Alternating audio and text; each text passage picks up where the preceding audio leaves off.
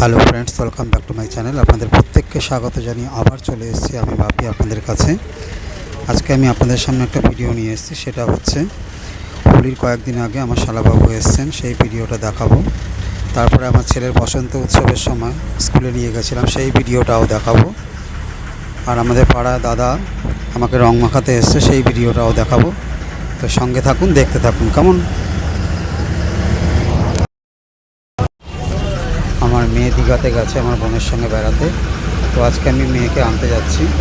হয়তো আমার কথাগুলো অস্পষ্ট শোনাবে, তো দর্শক বন্ধুরা আপনারা শেয়ার করে দেবেন।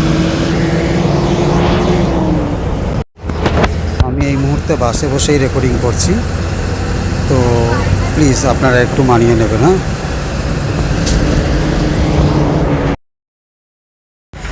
হোলির কয়েকদিন আগে আমার শ্বশুরবাড়ি থেকে আমার শালাবাবু আর শালাবাবুর মিসেস এসছেন।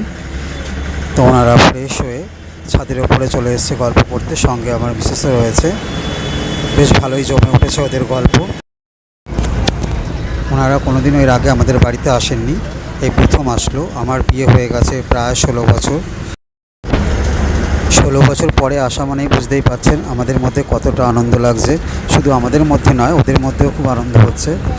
আমার শালাবাবু আমার বাবার সঙ্গে গল্প করছেন নিচে।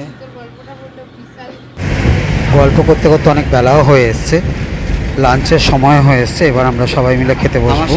আগে ওনাদেরকে দিয়ে দেওয়া হবে, তারপরে আমরা বসবো।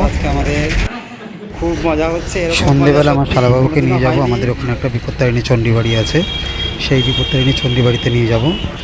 তো চলে আসলাম বিপত্তারিণী চণ্ডীবাড়িতে।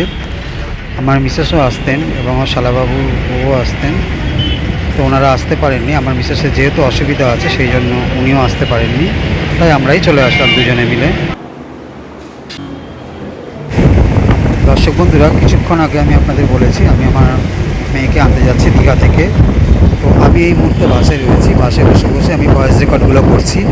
হয়তো আপনাদের শুনতে অসুবিধা হবে, প্লিজ একটু মানিয়ে নেবেন। হ্যাঁ, আমার মিসেস ওনাদেরকে রাত্রেবেলা তাড়াতাড়ি করে খাবার দিয়ে দিচ্ছে, কারণ ওনারা কালকে সকালবেলায় চলে যাবে। ওনারা আজকেই চলে যেতেন, আমার কথা রাখবার জন্য আজকে রয়ে গেছেন। যাক, ভালোও লাগলো।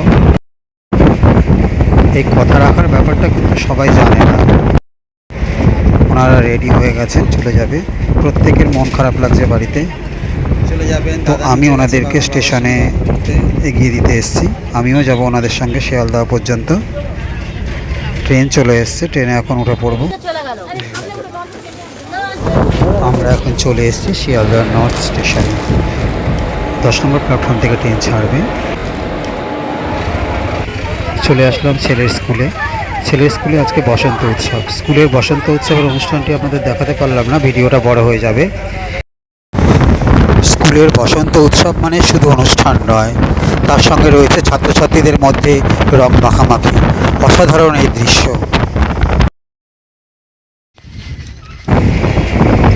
ছেলেকে নিয়ে এবার বাড়ির দিকে যাচ্ছি। আর কয়েকদিন পরেই হোলি। এই হোলির দিনে সবাই রঙের খেলায় মেতে ওঠে। আমাদের পাড়ার দুই দাদা আমাকে রং দিতে এসছে। ওনারা আমাকে রং দিতে দিতে ওনারা আনন্দ উপভোগ করছে, এবং আমিও ওনাদের থেকে রং দিয়ে ওনাদেরকেও আমি রং দিয়ে আমিও ওনাদের মতন আনন্দ উপভোগ করছি। এই দিনটি তো আর সবসময় আসে না, বছরে একটা দিনই, খুব আনন্দের দিন। প্রিয় দর্শক বন্ধুরা, আপনারা কীভাবে রং খেলছেন আমাকে কমেন্টের মাধ্যমে অবশ্যই জানাবেন। দর্শক বন্ধুরা, আমার এই আনন্দের রান্নাঘরে শুধু কিন্তু রান্নাবান্না নয়, খাওয়া দাওয়া নয়, এই আনন্দের রান্নাঘরে কিন্তু রয়েছে সব রকমের আনন্দ।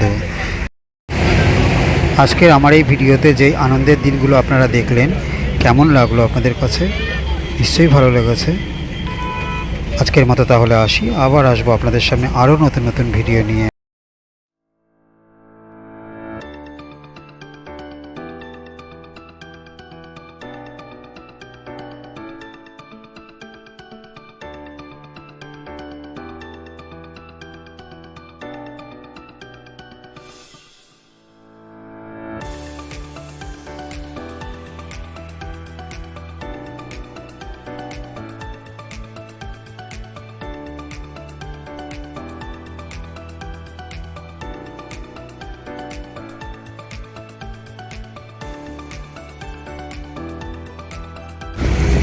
যারা আমার চ্যানেলে নতুন তারা ভিডিওটি দেখবার পর সাবস্ক্রাইব করে বেল ঘন্টাটি ক্লিক করে অল নোটিফিকেশনটি ক্লিক করে দেবেন। সবাই ভালো থাকুন, সুস্থ থাকুন, নমস্কার।